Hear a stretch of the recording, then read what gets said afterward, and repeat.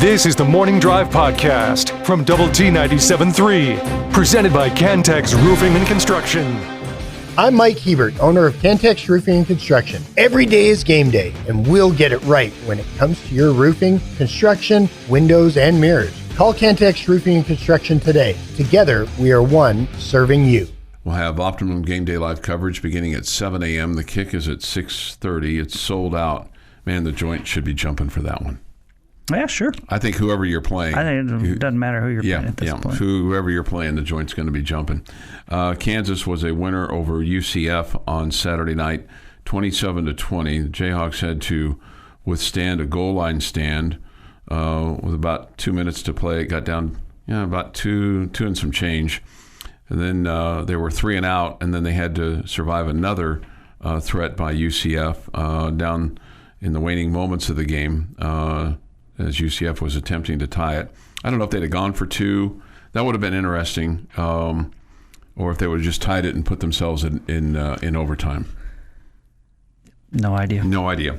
Don't have any idea what was going through the minds of UCF guys. So Kansas comes in 4-2 and 2-1. UCF dips to 3-2, and that was they are 0-2 in Big 12 play. The big surprise in the Big 12 on Saturday, obviously, was Cincinnati beating Iowa State 38-30, upending the then 14th ranked Iowa State Cyclones.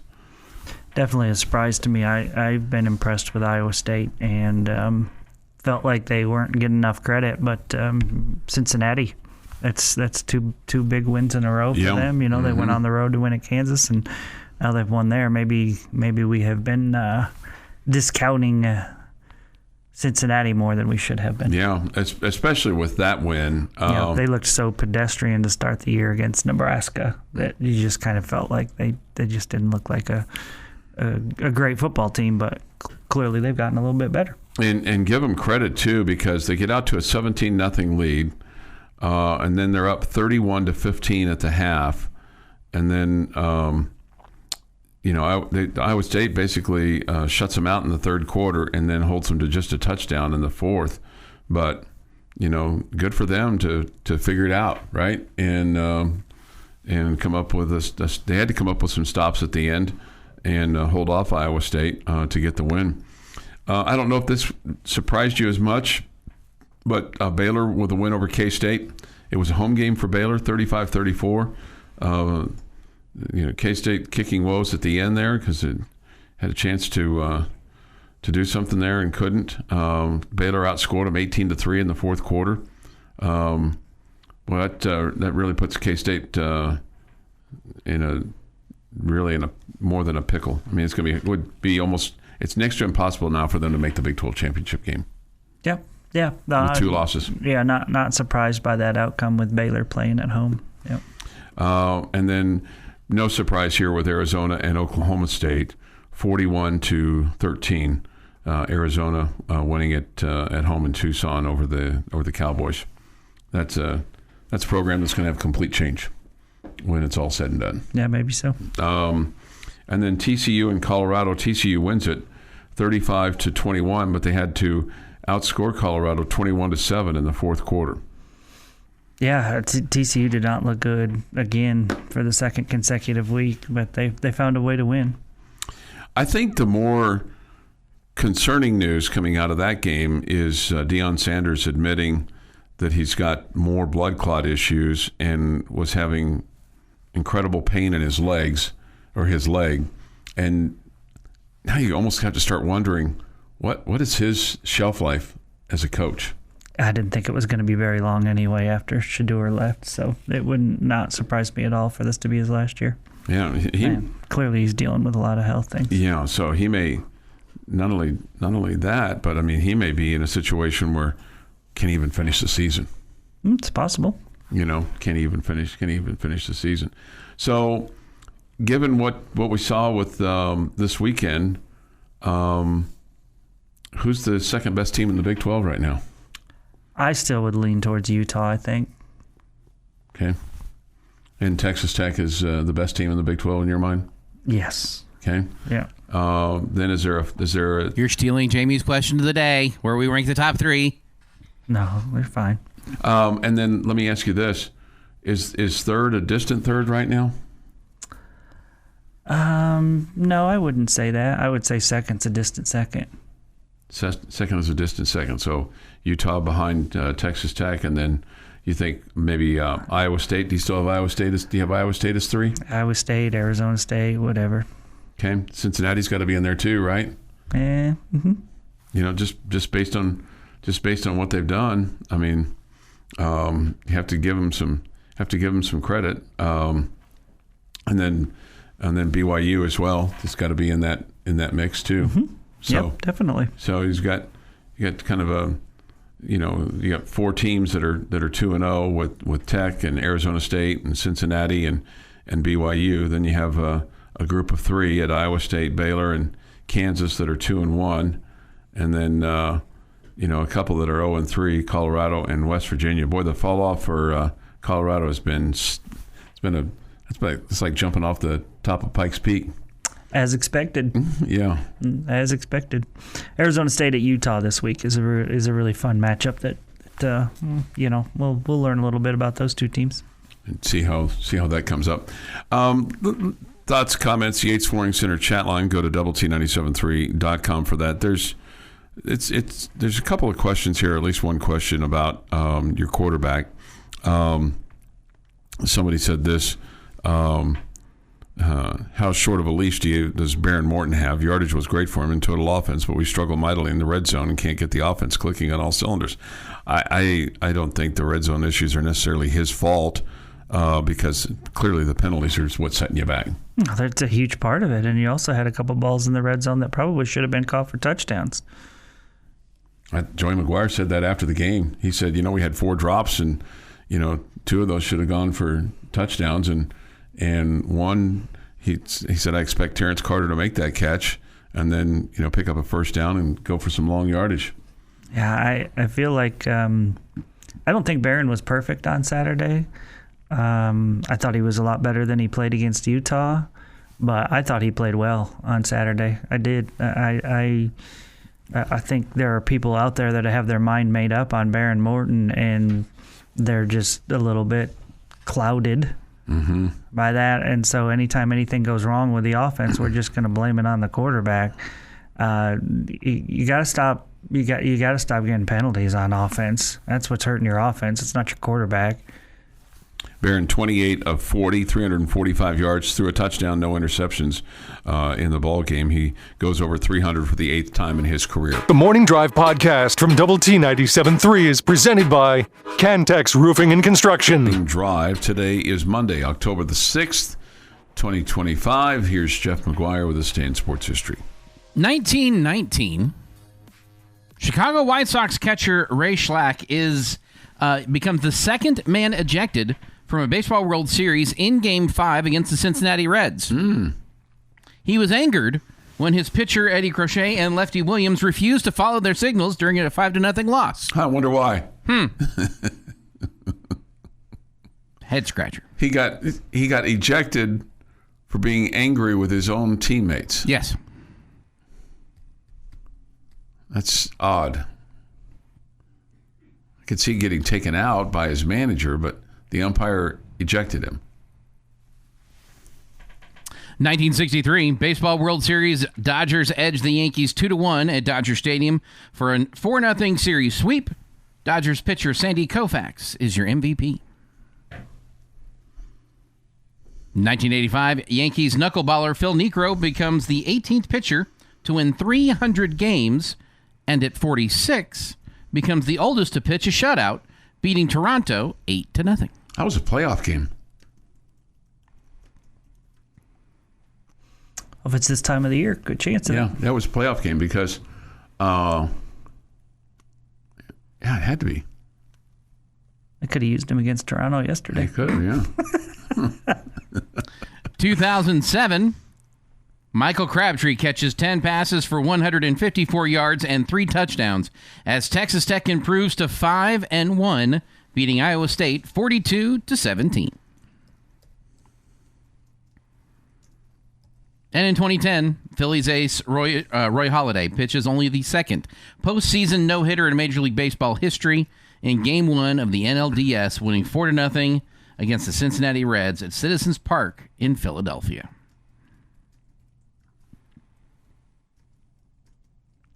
It is not Chuck's favorite day. As a matter of fact, he's only got one of these that he likes. Everybody happy National Noodle Day. Yeah. You only like spaghetti. That's the only noodle you like. That's it's pretty much it. You don't like the shells. You don't like the elbow. You don't like the swirls. You don't like the extra wide egg noodles or any of those. You just like spaghetti. Mm-hmm. Am I wrong? No, I think you're... He's loyal to his noodles. I'm loyal to my... He's loyal to a shape. Loyal to spaghetti. A shape. And it's fine. You can be loyal to a shape. You're allowed. That's so 12 of me, isn't it? Of the things about you that make no sense, it's in your top 10. Oh, wow. Because noodles are noodles. Yeah, I wouldn't have put it in my top 10. Yeah, I don't think it's in my top 10. Like if Not you didn't, because that's not crazy, but because you have plenty of others at the top 10. Yeah, right. No, I think you're right on that. It's just that noodles are noodles. Like, the difference between linguine and spaghetti is the shape. Mm-hmm. That's it. They're the same ingredients. They're made the same way. Mm-hmm. He just likes the shape. I'll say anytime I see the kind that's in the natural lasagna. Uh-huh. What are those called, Jeff? They're wavy. I think those are just lasagna noodles. Okay. Anytime I see those, the wavy one, I'm like, you're out. I'm out. Okay. But you don't like lasagna because I think it's lasagna's involved here. Yeah. Even if you put them in something different, I'm really probably going to be a little hesitant because I dislike lasagna so much. Yeah. Happy birthday to Trevor Lawrence, who's 26. Elizabeth Shue is 62. Amy Jo Johnson, 55. And Tony Dungy is 70. And this day in 1973, the surprise attack by Egyptian Syrian forces on Israel in October 73 throws the Middle East into turmoil and threatens to bring the United States and the Soviet Union into direct conflict for the first time since the Cuban Missile Crisis in 62. This would be the Yom Kippur War. The actual combat did not take place between the two nations. The events surrounding the Yom Kippur War seriously damaged U.S.-Soviet relations and all but destroyed President Richard Nixon's much-publicized policy of détente. Henry Kissinger worked feverishly to bang out a peace settlement between Israel, Syria, and Egypt. In what became known as the shuttle diplomacy, the Secretary of State flew from the nation to nation to nation, hammering out the details of the peace accord. And that is This Day in Sports History. This Day in Sports History. Okay, so that Phil Niekro 300th win was a regular season game. Okay. And the Yankees were playing the Toronto Blue Jays. They trailed the Blue Jays for the division going into those last couple of games. They won on October the 5th. And then they won, the Blue Jays won. Blue Jays led by 2 games over the Yankees. That makes more sense because the Blue Jays and the Royals played in '85. Doyle Alexander. So then for Niekro, he gets his 300th win against the Blue Jays and did not throw his trademark knuckleball until the final pitch of the game. Oh, that's weird. That is weird, right? That is weird. He struck out Jeff Burroughs to get his 300th win. So it was a regular season game, and the Yankees had been eliminated from the postseason at that point in time. It is 6:52 this morning here on the Morning Drive. Thoughts, comments, Yates Flooring Center chat line. Go to WT973.com for that of the mobile app. Visual Edge IT hotline is open too. At 806-771-0973. The offensive line is improving weekly. I actually felt sorry for Dalton Merriman. He had no shot against our defensive ends. Remember, he played for the Red Raiders last year and got basically edged out because of the line that you brought in.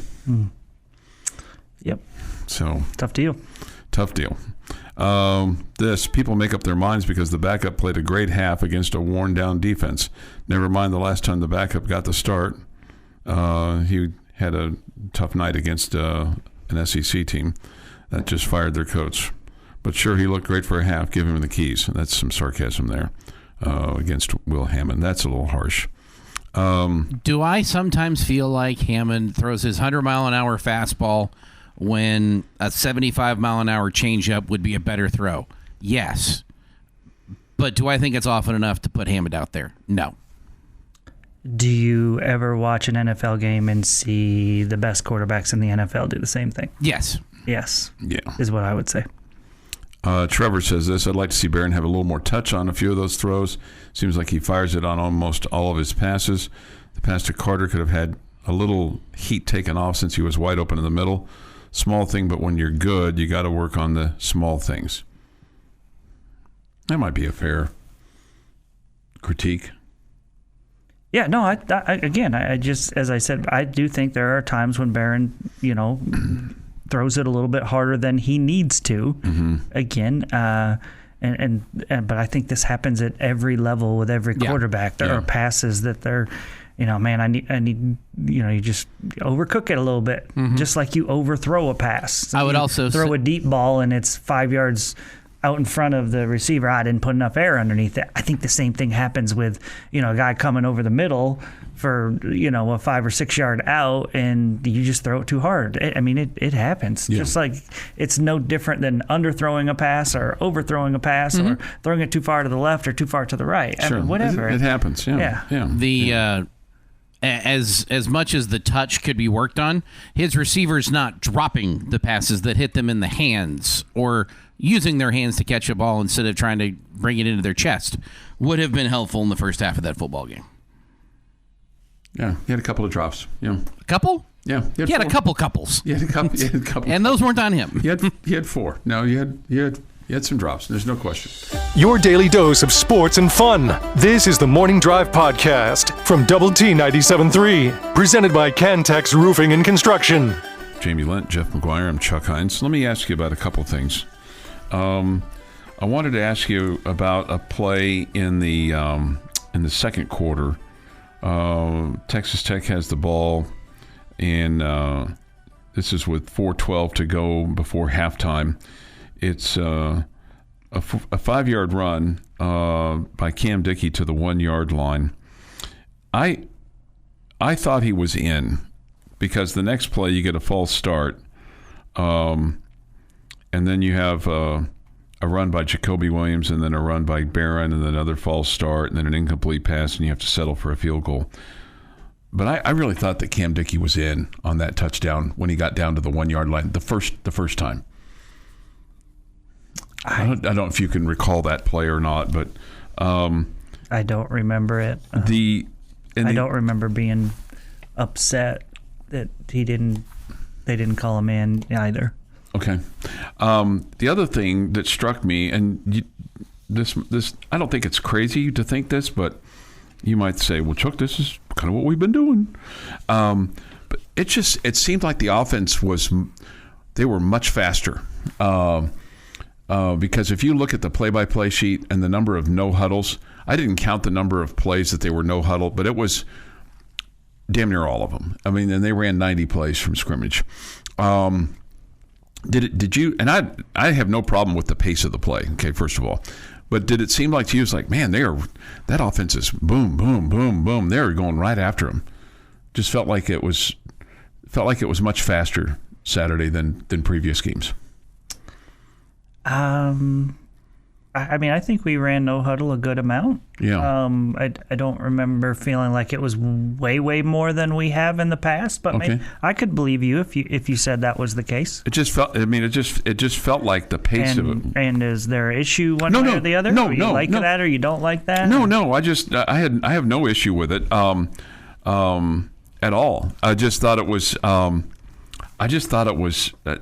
It just maybe watching it on TV versus sitting in the stands and watching it, and the other thing too is obviously it's been a little clunky at home because of the weather, and you had, one game you didn't even play the whole second half, and, the other game it was, felt like it was a running clock, but it wasn't. But, just, and even against, I thought it was just a faster paced offense even than against Utah.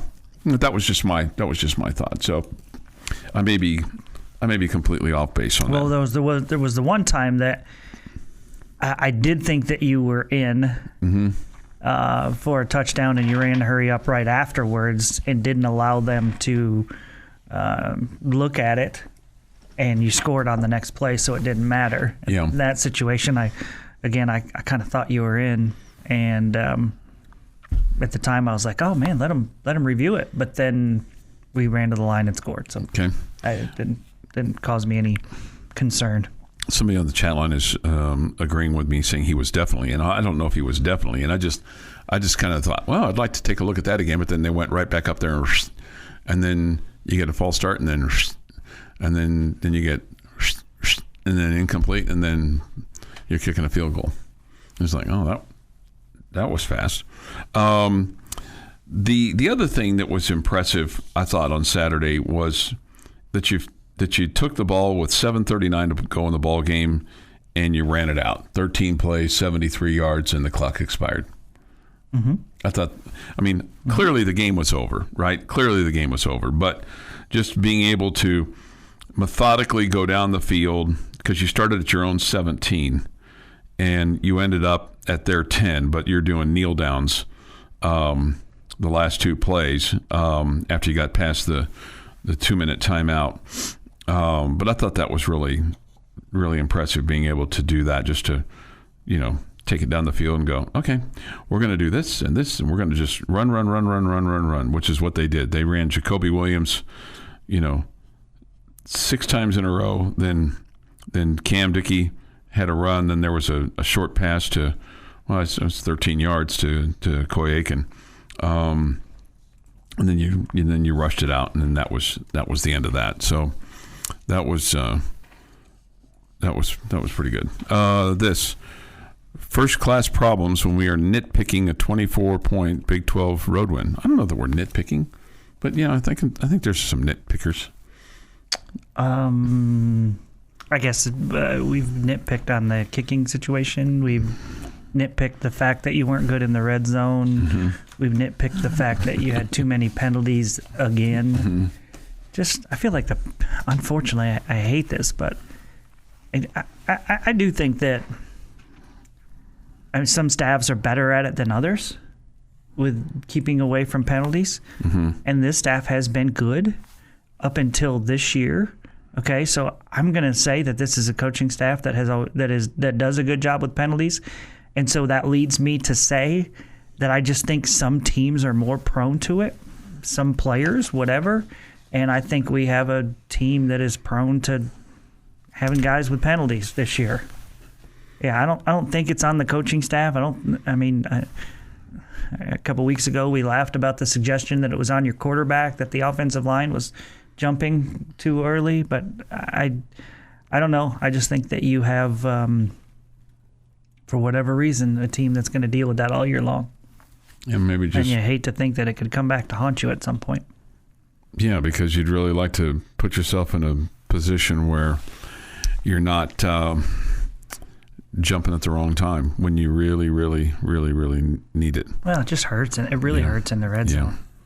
You're always playing behind the chains, or you pick up 4 on first down, and you're like, okay, here we go, 2nd and 6, and all of a sudden it's 2nd and 11, or what? It just matters so much.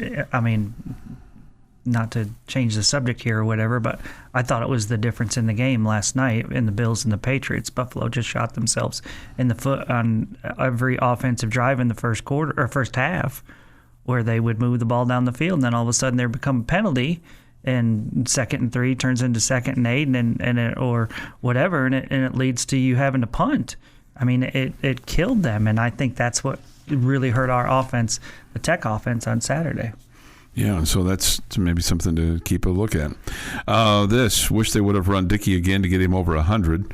Radio broadcast said he was at 98 when they went to victory formation. Yeah, had a career high in rushing yards and receiving yards in the same game. That's pretty cool.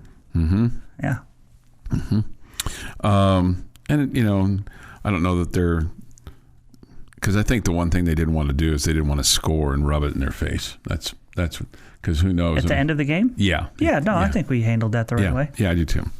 Derek says this, glad we won, but if we want to win the Big 12 and compete in the playoff, which, by the way, that's surreal to even being able to consider being in the playoffs. Well, you're in the thick of it right now.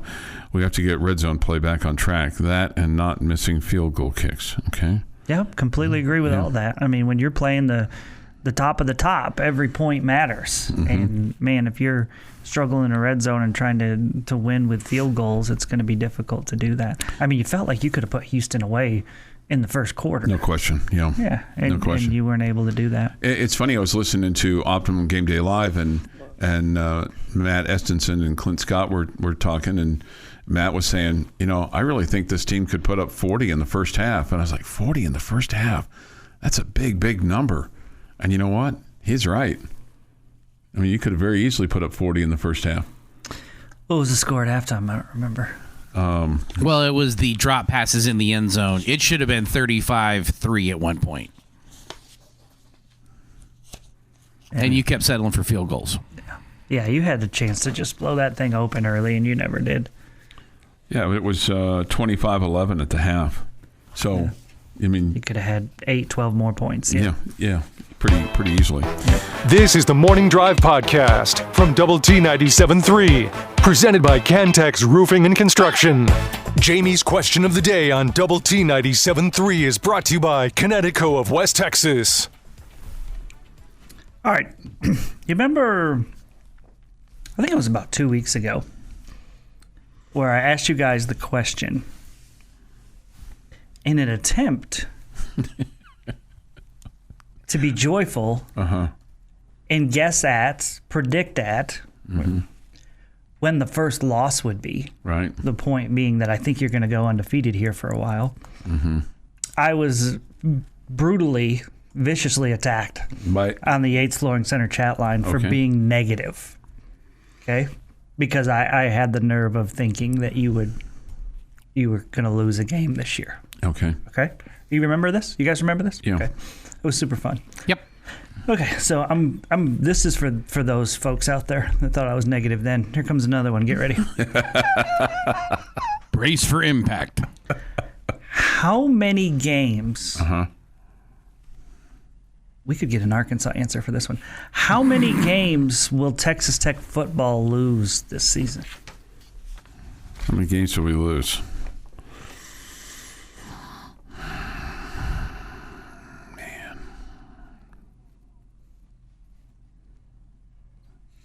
I think I'm just going to take it through the Big 12 championship. No.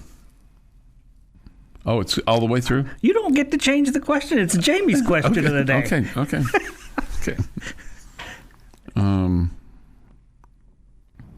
Two. Okay. 1. And it will be? Either Kansas State, rent-free in my head for a very long time, or somewhere in the college football playoff. It will be one of those two scenarios. Okay, so if you lose to Kansas State, we're winning it all? Yes. I like Jeff's answer. I really like Jeff's answer. I think you're going to... I'm at 1 also, and I think it will be in the second round of the college football playoff. Okay. My 1, there's going to be 1 in the regular season, and then the other one's going to come in the college football playoff. Okay. So 1, but you'll still get to the Big 12 championship game, still win that? Okay. I think there's scenarios where that could happen. I think, And I don't think this is like the basketball, like, is this a good time for us to have a loss? I mean, when you only have 12, there is no good time. There is no good time to have a loss. There's no good time to have a loss. But look, I got to be honest, when I look at it, I go, I don't know who it's going to be against, because if you win at Arizona State, all right, then I think people are going to go, this team is on a collision course with, special stuff, right? Because then you would have Oklahoma State at K-State. Your next toughest task, I think, would be BYU, and then finishing up with UCF at West Virginia, and then you go to the Big 12 championship game. Derek says I'd trade Kansas State for a natty too. Yeah. I'm printing out the sign-up sheet right now, Derek. I think we're all signing up for it. Yeah.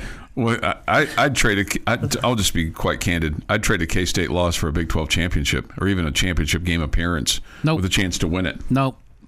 If I'm suffering a loss to the Wildcats again, I need a national championship at the end of it. Bobby Hot Dog says I see no losses on the schedule. I'm with you, but because the college football playoff's not on the schedule. That's correct. Yeah. This particular Which schedule that Chuck I'm looking. thinks that means they don't plan on being there, so that's a different story. But yeah, I bet you it's on there next year. I think I've told you guys before, I've been really worried about the Arizona State game because I think they're going to be really motivated to play us. Mm-hmm. Okay. Well, I feel like I'm discounting the Red Raiders in the fact that we should be really motivated to win against them too, because they won the conference championship last year. They played in the college football playoff. You know, there shouldn't be any looking ahead, or there shouldn't be any trap game, or they should look at that game and say, that's the Big 12 champ. To be the champ, you got to beat the champ. Yeah. And we should be really motivated and dialed in for that game as well. Mm-hmm. Right? Mm-hmm. Yeah. And so if that's the case, and I think that we're the most talented team, which I do, then I think I feel good about the Red Raiders winning that game. Now, has this weekend become some sort of trap game? See, I don't think it's this weekend. I think it's Oklahoma State's the trap game. Okay. Because that, especially if you're coming off of a win, let's just say you win the next 2 weeks. You win Saturday against KU, and then you win at Arizona State. Well, then you have Oklahoma State coming in, and then your next week you're going to K-State, then BYU. I think Oklahoma State's the, quote, classic trap game. I think Arizona State's circled on the schedule more than Kansas State. Yeah. No question. And so that's why I feel like if you are ever going to have a look-ahead moment, it's now. Mm-hmm. I also think your roster is deep enough. Your second team could beat the starters for the Oklahoma State Cowboys. I don't think there's any question. Quite possibly your third string could beat the Oklahoma State Cowboys. I don't know that'd go that far, but yeah. I said possibly. Yeah. That'd be an interesting game. I might have to bring the second string back in at some point in that game. But, yeah. Even if they are overlooking Oklahoma State. Somebody says Oklahoma State might not have a team, but it's not thinking here. This Oklahoma State is rent-free in my head like K-State, and I just want to be on the other end of 72 points on the scoreboard. Yeah. Somebody says this is fun, but let's focus on KU. That's boring. Yeah. We want the team to focus on KU. That's fine. Well, you can say your first loss is to KU this weekend, or this is their one loss. You're allowed to say that? I will not say that. No, the texture could say that. Yeah. Yeah, I don't think that's going to happen. I just think their defense is way, way, way too leaky, and your defense against their offense is going to be more than enough. You're better at everything than they are. Yeah. Period. Both sides of the ball. Even kicking. Yeah, I'm not sure what kind of kicker they've got there, but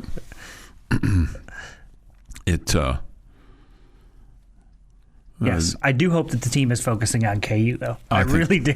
I think they've got I think we'll hear that KU's got our full attention today. At some point in time in the, Coach McGuire's comments, or come on, man, this is homecoming. Get to play in front of your home team for the first Big 12 home opener, man. We got to be focused this week. Yeah. I don't think they're worried. I'm not worried about them looking ahead. Your daily dose of sports and fun. This is the Morning Drive Podcast from Double T 97.3, presented by Cantex Roofing and Construction. Thank you for being with us today on this winning Monday for the Red Raiders. 5-0. What more could you ask for? With Jamie Lent, Jeff McGuire, I'm Chuck Heinz. Come to you from the First United Bank studio. Yates Flooring Center chat line is open. You've been very active this morning. A+ on the classroom participation today. So that's awesome. Visual Edge IT hotline is open. 806-771-0973 is the number to call. Okay, so I told you I had two bizarre stories right before 8. The Billy Clyde story is not so bizarre.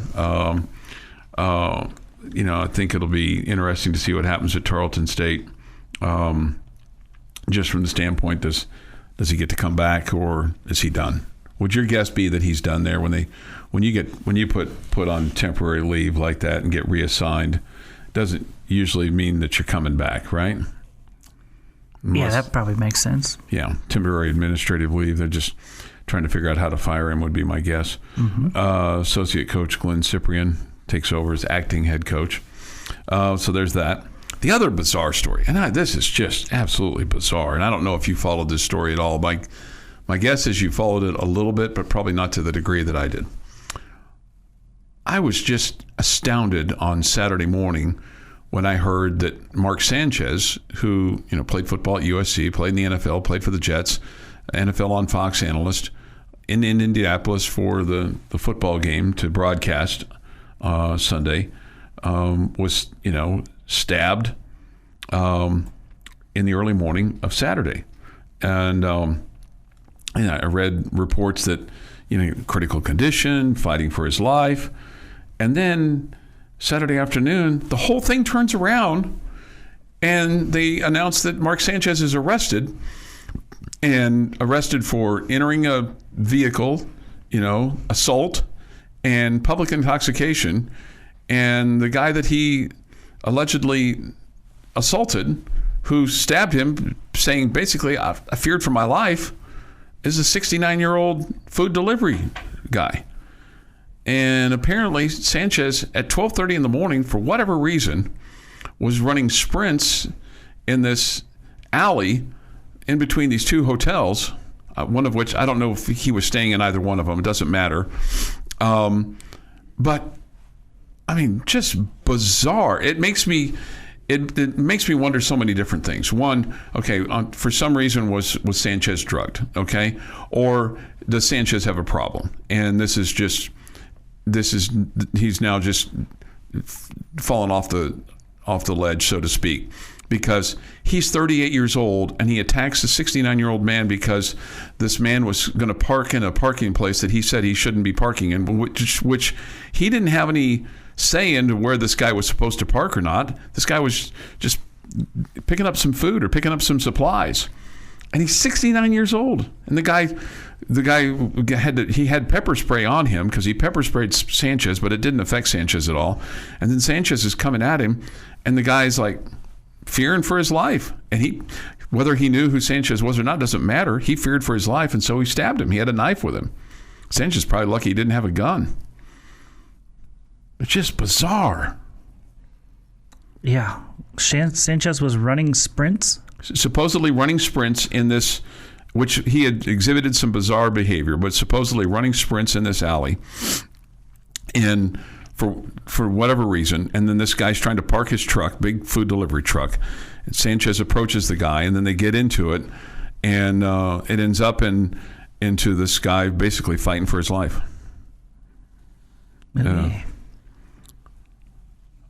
Somebody said Sanchez had to be on drugs or a spiked drink. I don't know, or he's got a problem, and it's finally been exposed. What's the problem? Just a drinking problem, that he is out of control. He was out of control. People that are drunk, do they usually run sprints in alleys? Is that normal? The whole thing seems bizarre.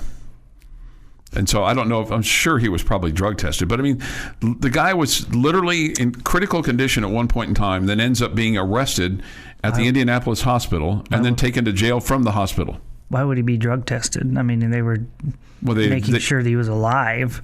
He'd been stabbed. I understand that, but I mean, they probably We're going to need you to give us some blood, Mr. Sanchez. Well, here, just take it out of my stomach. They've charged him with public intoxication, so then. Okay, so he was okay. So we know he was. They charged him with public intoxication. I'm just curious if there were drugs as well. That's what I was curious about, but. Well, the Fox has got. I've never heard of a drunk running sprints. I know, right? I've had lots of friends that do crazy things when they're drunk, but none of them. wanted to run sprints. Right. You're right. But man, it's just so now. I mean, it's terrible in all aspects, right? It's terrible that a 69-year-old man is out working at 12:30 at night on a Saturday or in the morning. It's Friday night. You know, why is he having to work? Why is he?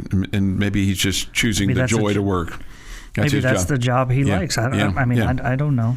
At least he has a job, right? There are many that would say, "Hey, I'd take that job." Sure. And then on the other hand, he gets accosted by a former professional athlete who's a large man, and the police have said this should have never happened. Both these things, this is a fight that should have never ever occurred. I mean, that's Captain Obvious stuff.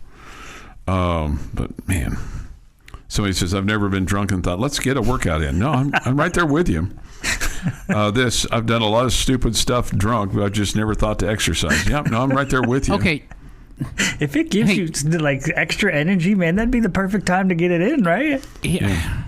Somebody says, I careful. am a happy drunk. Mm-hmm. I've had a great day. I want to celebrate. I've had a terrible day. I need to drown my sorrows, kind of thing. I totally get it. Those are two things I don't understand the people that want to fight when they're drunk. And there's a bunch of angry drunks. I've never been that kind of. So when we get to how people get drunk, there's lots of things out there that it could be. If he wants to get a workout when he's drunk, you do you, man. But usually you can't get into a fight. Also, usually I've just been trying to get a pizza somewhere. That's that's a happy drunk. Who's not happy when they have pizza? Somebody says it's pretty normal for the ER to run a tox screen when it's a trauma patient. Okay, any trauma situation has a blood test. Okay, thank you. But it's sad because you got a 69-year-old man that's been traumatized, right? And had to fight off this guy. And then it's sad from Sanchez's standpoint that he's probably thrown his career away and he's going to have to rebuild it. I mean, how does Fox, unless something really, really changes with the narrative, how does Fox not bench him for a while? It feels like forever. Yeah. I mean, how can you put him on TV on Sunday? Feels a lot like a whole sorry about you moment. You pretty much did this to yourself. Yeah, unless somebody drugged him. But yes, that's what it certainly feels like. Brady Quinn filled in for him on Sunday, so he got the call up. This has been the Morning Drive Podcast, presented by Cantex Roofing and Construction. Check out our library of Double T 97.3 podcasts at doublet97.3.com.